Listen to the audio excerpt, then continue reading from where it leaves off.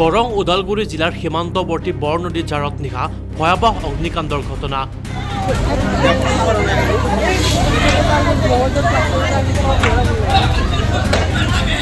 অগ্নিকাণ্ডত সম্পূৰ্ণৰূপে ভস্মীভূত গোলাপ ৰাজবংশীৰ চাইকেল দোকানৰ লগতে নৃপেন ৰাজবংশীৰ বাসগৃহ।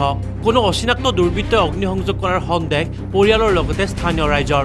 জুইৰ লেলিহান শিখাত জাহ গ'ল বাসগৃহৰ লগতে জীৱ জন্তুৰ উপৰিও প্ৰায় 50 লক্ষাধিক টকাৰ আচবাব।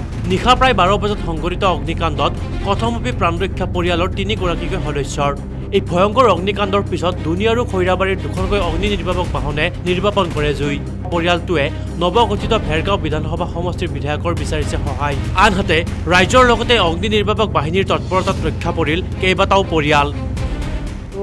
আমাৰ হয় এইটো দেউতাটো আমাৰ নাই, দেউতা আজি মোটামুটি 8-9 বছৰ হৈ গ'ল ঢুকাবলৈ। ত' আমি ভাইকেইটা কিবাকে চলি আছিলোঁ, বাট ৰাতি আমাক ইয়াৰ পৰা ঘৰৰ পৰা ফোন কৰিলে 11:30মান বজাত। আমি শুইছিলোঁ মাথো, তাৰপিছতে ফোনটো ধৰি কিনে ক'লোঁ যে এনেকুৱা ঘৰখন জ্বলিছে। বোলে কেনেকৈ জ্বলিলে, কি জ্বলিলে? আৰু অলৰেডি আমাৰ দোকানখন আছে, দোকানখনত আমাৰ কোনো কাৰেণ্ট আছে, কিন্তু কাৰেণ্টটো তাৰ পৰা কানেকশ্যন দিয়ে, ৰাতি খুলি থৈ দিয়ে। এইটো পইণ্ট এক্সটেনশ্যন বৰ্ডৰ পৰা খুলি থৈ দিয়ে। চ' তাতে কাৰেণ্ট শ্বৰ্ট চাৰ্কিট হোৱাৰ কোনো মানে কুৱেশ্যন আহিয়ে নপৰে তাতে। আৰু তাৰপিছত মেইনলি কথা হ'ল কি, এইটো আমি একদম টোটেলি আমি সন্দেহ কৰোঁ। সন্দেহ আমাৰ মনত আহিছে যে এইটো কোনোবা দুৰ্বৃত্তই নিশ্চয় কিবা এটা অগ্নিসংযোগ কৰিছে, কাৰণ নহ'লে এইটো হ'ব কেতিয়াও নোৱাৰে। আৰু ইমান পটককৈ ইমানখিনি এৰিয়া যে বেৰি ধৰিব, সেইটো আমাৰ মানে আমি কেতিয়াও মানি ল'ব নোৱাৰোঁ। বা হৈছে দোকানত কিবা এটা হ'লে আমি যদি সন্ধিয়া চাকি বন্তি জ্বলাওঁ 4টা, 5টা, 6টাত জ্বলাওঁ, তো জ্বলিলে হয়তো 7টালৈকে থাকিলেহেঁতেন। ৰাতি 12টা বজাত হোৱাটোতো কোনো পধ্যে আমি এইটো মানি ল'বই নোৱাৰোঁ। এইটো অবভিয়াছলি এইটো কিবা এটা কাৰোবাৰ চক্ৰান্তত কৰিছোঁ আমি, আদাৰৱাইজ আমাক কোনোবাই এইটো মানে কৰোঁ বুলিয়ে কৰিছে, আমি সেইটোৱে আমি বুজিব বিচাৰিছোঁ। আৰু আমাৰ ৰাইজখিনি আহিছে বাৰু, ৰাইজখিনিয়ে যথেষ্ট হেল্প কৰিছে আমাৰ ঘৰত। আমি আহি পোৱা নাই তেতিয়ালৈকে, আমি যেতিয়ালৈকে আহিছোঁ ফায়াৰ ব্ৰিগেড আহি কিনে অলৰেডি জুইখিনি নুমাইছে। মই গুৱাহাটীত থাকোঁ, গুৱাহাটীৰ পৰা আহি পোৱালৈকে অলৰেডি গোটেইখিনি শেষেই হৈ গৈছে। ত' বাকী আমি গোটেইখিনি আমাৰ গাঁৱৰ ৰাইজক আমি ধন্যবাদ দিছোঁ, তেখেতসকলে আমাক বহুত হেল্প কৰিছে।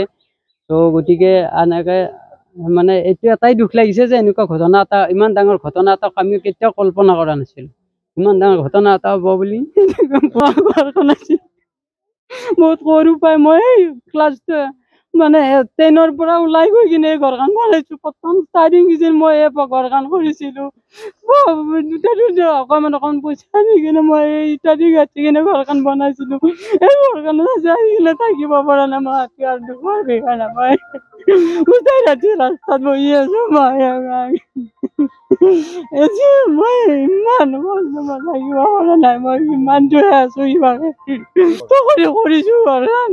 আজি অৱস্থা হ'ব বুলি নাভাবে। মোৰ দোকানখন গোটাই ধ্বংস হৈছে, ঘৰখন এখন শুব বিচনা নাই, বুঢ়া থাকে, ভতিজাটো থাকে, তাৰ পঢ়া যিখিনি ডকুমেণ্ট আছিলে, এতিয়া সি চাকৰি কাৰণে এপ্লাই কৰিবৰ কাৰণে বেচাৰা দৌৰি আছে। কালি পৰহি এডভাৰটাইজ ওলাইছে, সি কেনেকৈ এপ্লাই কৰিব, তাৰ ডকুমেণ্ট এখন নাই। কিমানখিনি এইটো টেনশ্যন, আমি তাক কৈ আছোঁ, তাক দৌৰ এইবাৰ কিবা এটা কৰিব লাগিব। দেউতা ঢুকাই গৈছে আজি 4-5 বছৰ হ'ল। গতিকে এইখিনি বস্তু সিও প্ৰিপাৰেশ্যন কৰি আছে। এতিয়া সি কেনেকৈ এপ্লাই কৰিব আজিৰ তাৰিখত ল'ৰাটো? মই আমাৰ বিধায়ক মহোদয়ক মই অনুৰোধ জনাওঁ, আপুনি আহক আমাৰ ঘৰখন এবাৰ চাই যাওক, আপুনি কি অৱস্থাত আমি আছোঁ, আমাৰ ফেমিলিটো কি অৱস্থাত আছে এতিয়া। এই সময়ত এই মুহূৰ্তত এখন ওলাইছে চেতনা পানী খাবলৈ, এনেকুৱা চিটুৱেশ্যনত পৰিছোঁ। পিন্ধিব দেখা মানে পিন্ধা চেণ্ডেল একযোৰ নাই, গামোচাখন পিন্ধি ল'ৰাটো এতিয়া ঘূৰি আছে। গোটেই ৰাতি কিমান কষ্ট, হাত চাত কাটি অৱস্থা নাই। সেই পৰ্যায়তো আমি নাপালোঁ বাৰু, সিহঁতে কৰিছে সেইখিনিত পৰ্যায়। চিপাঝাৰৰ পৰা ইন্দাদুল হক, নিউজ ডেস্ক ৰিপৰ্ট।